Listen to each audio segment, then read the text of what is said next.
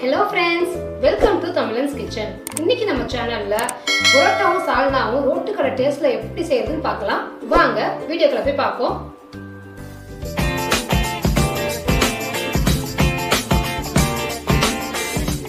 Mixing பவுல்ல 2 cup அளவு மைதா add பண்ணிக்கணும்.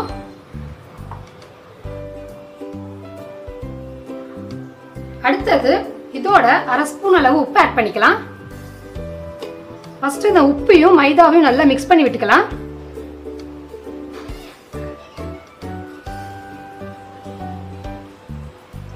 அடுத்து கொஞ்சம் கொஞ்சமா தண்ணி ஊத்தி நல்லா சாஃப்ட்டா பிசைஞ்சிக்கலாம்.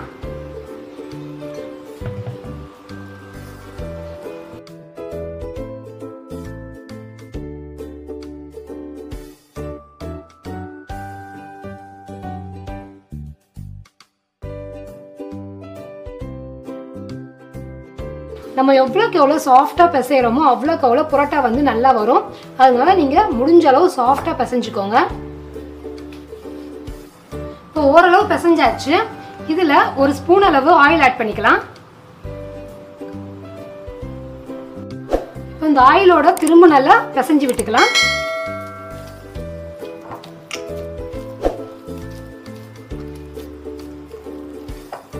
இப்போ நம்ம புரோட்டா மாவை ஒர்க்கிங் ஏரியாவுக்கு மாற்றிக்கலாம். ஆயில் நல்லா ஸ்ப்ரெட் பண்ணி விட்டுக்கோங்க. இப்போ இந்த பரோட்டா மாவை இந்த ஸ்டெப் தான் ரொம்ப முக்கியமான ஸ்டெப்பு. இந்த பரோட்டா மாவை நம்ம எவ்வளோக்கு எவ்வளோ இழுத்து பிசைகிறோமோ அவ்வளோக்கு எவ்வளோ சூப்பராக இருக்கும். அதனால நீங்கள் உங்கள் முடிஞ்ச அளவுக்கு நல்லா இழுத்து பிசைஞ்சுக்கோங்க.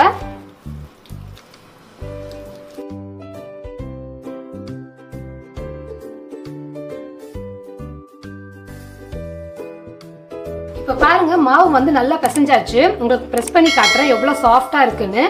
இது அப்படியே ஒரு பவுலில் மாற்றி கணிசம் இது 1 மணி நேரமாச்சு ஊற வச்சுக்கோங்க. இல்லைன்னா உங்களால் எவ்வளோ அளவு ஊற வைக்க முடியுமோ அதுக்கேற்ற மாதிரி ஊற வச்சுக்கோங்க.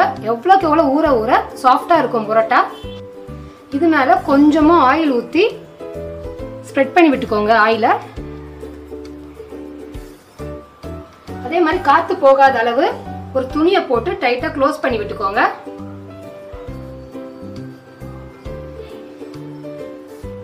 பரோட்டா ஊறுற டைம்ல நம்ம சால்னா ரெடி பண்ணிடலாம். நான் 1/2 மூடி தேங்காவை சின்ன நறுக்கி வச்சிருக்கேன். மிக்ஸி ஜார்ல ஆட் பண்ணிக்கிறேன். அதோட கொஞ்சமா முந்திரி ஆட் பண்ணிக்கிறேன். அடுத்தது கொஞ்சமா கசகசா ஆட் பண்ணிக்கிறேன். இல்ல கொஞ்சமா தண்ணி ஊத்தி நல்லா பேஸ்டாட்டா அரைச்சிக்கலாம்.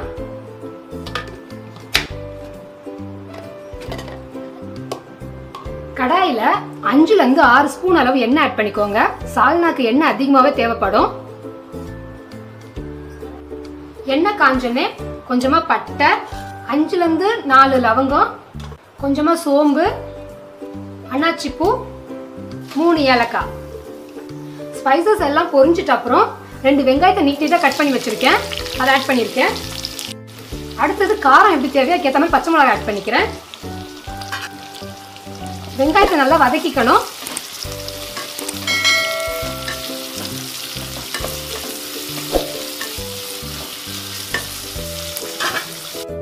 இதோட கொஞ்சமா உப்பு ஆட் பண்ணிட்டீங்கன்னா வெங்காயம் சீக்கிரமா வதங்கிடும். வெங்காயம் நல்லா கோல்டன் ப்ரௌன் வர வரைக்கும் நல்லா வதக்கிக்கணும்.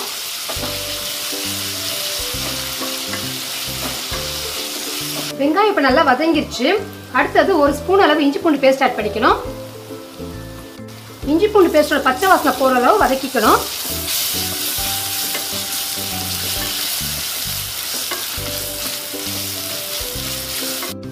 அடுத்தது 2 மீடியம் சைஸ் தக்காளி ஆட் பண்ணிக்கிறேன். தக்காளி இதில் கம்மியாக தான் ஆட் பண்ணிக்கணும், அதிகமாக ஆட் பண்ணிடாதீங்க. தக்காளியை 2 நிமிஷம் நல்லா வதக்கி விட்டுக்கோங்க.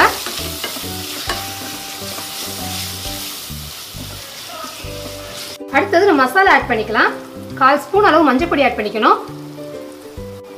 காரம் எப்படி தேவையோ அதுக்கேற்ற மாதிரி மிளகாய் பொடி ஆட் பண்ணிக்கணும். நான் இன்னைக்கு 2 ஸ்பூன் ஆட் பண்ணிக்கிறேன். 2 ஸ்பூன் அளவு தனியா பொடி ஆட் பண்ணிக்கணும்.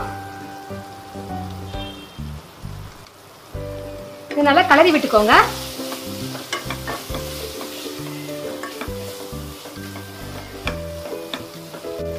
இதுல கொஞ்சமா தண்ணி ஊத்தி ஒரு கொதி வரட்டும்.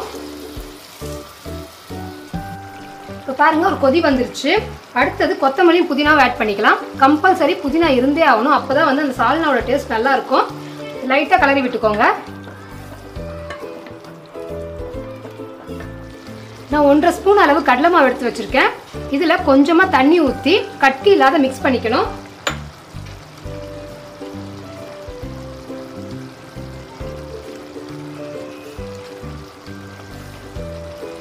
இப்போ நம்ம மிக்ஸ் பண்ணி வச்சிருந்த கடலை மாவு ஆட் பண்ணிக்கலாம். கடலை மாவு ஆட் பண்ணால் கொஞ்சம் தண்ணி அதிகமாகவே ஆட் பண்ணிக்கோங்க. ஏன்னா கடலை மாவு வந்து திக்னஸ் கொடுக்கும், அதனால கொஞ்சம் தண்ணி அதிகமாகவே இருக்கட்டும். நல்லா கலரி விட்டு திரும்பவும் நல்லா கொதி வரட்டும்.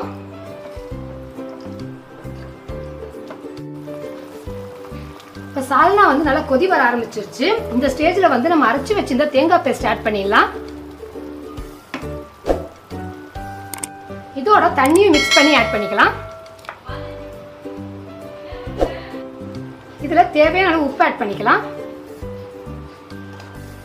இது நல்லா கலரி விட்டு இன்னும் 2 நிமிஷம் நல்லா கொதி வரட்டும். அதே மாதிரி தேங்காயோட பச்சை வாசனை போனோடனே நம்ம ஸ்டவ் ஆஃப் பண்ணி இறக்கி வச்சிடலாம். எண்ணெய் வந்து தனியாக பிரிய ஆரம்பிச்சிருச்சு. அதே மாதிரி சால்னாவும் ரெடி ஆயிடுச்சு. இப்போ நம்ம இறக்கி வச்சிடலாம். ஓப்பன் பண்ணி பார்த்தரலாம். மாவு இப்போ நல்லா சாஃப்டாக இருக்கு. இப்போ நம்ம உருண்டை திரட்டிடலாம். இப்போ நம்ம உருண்டை ரெடி பண்ணிக்கலாம்.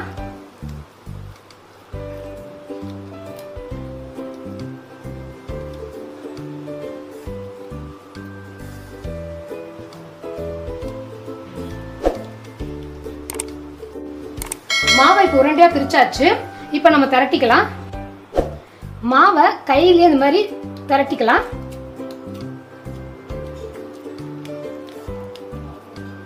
எவ்வளோக்கு எவ்வளோ மெலிசா திரட்ட முடியுமோ அவ்வளோக்கு எவ்வளோ மெலிசா திரட்டிக்கோங்க. நடுவில் கிழிஞ்சா கூட பிரச்சனை கிடையாது.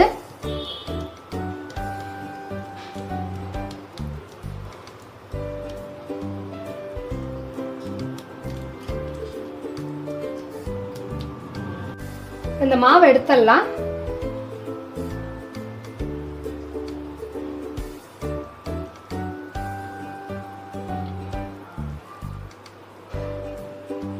இந்த மாதிரி சுருட்டிக்கோங்க.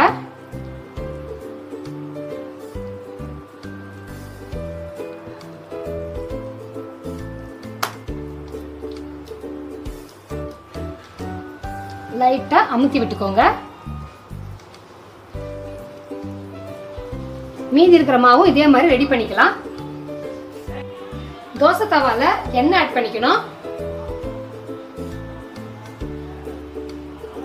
பரோட்டாவை சுட்டு எடுத்துக்கலாம். எண்ணெய் கொஞ்சம் லைட்டா மேல ஊத்திக்கணும். இப்போ திருப்பி போட்டுக்கலாம்.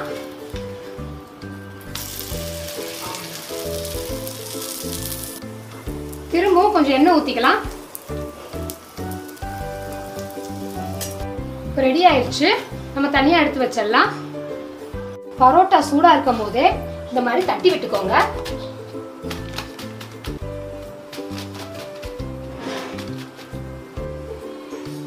இப்ப பாருங்க, லேயர் லேயரா தனியா வருது பாத்தீங்களா?